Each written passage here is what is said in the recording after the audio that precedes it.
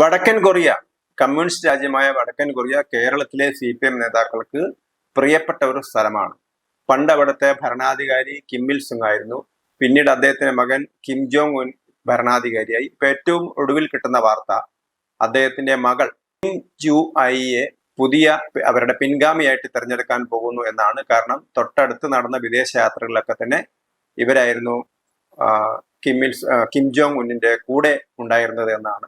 അപ്പൊ നമ്മുടെ കേരളത്തിലെ കമ്മ്യൂണിസ്റ്റുകാർക്ക് അതൊരു മറ്റൊരു കമ്മ്യൂണിസ്റ്റ് പാർട്ടി ആയിട്ടല്ല, തങ്ങളുടെ സ്വന്തം പാർട്ടി ആയിട്ടാണ് ഈ വടക്കൻ കൊറിയയിലെ പാർട്ടിയെ കാണുന്നത്.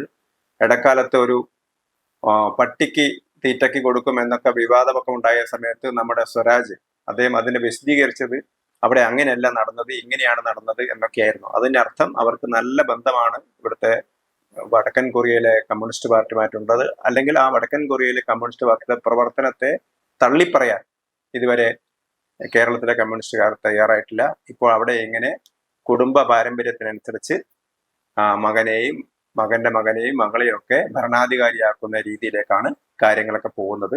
ഏതായാലും കേരളത്തിലെ കമ്മ്യൂണിസ്റ്റുകാർക്ക് വടക്കൻ കൊറിയയിലെ ഭരണാധികാരികൾ ഒരു മാതൃകയാണെന്ന് തന്നെ വേണമെങ്കിൽ പറയാം.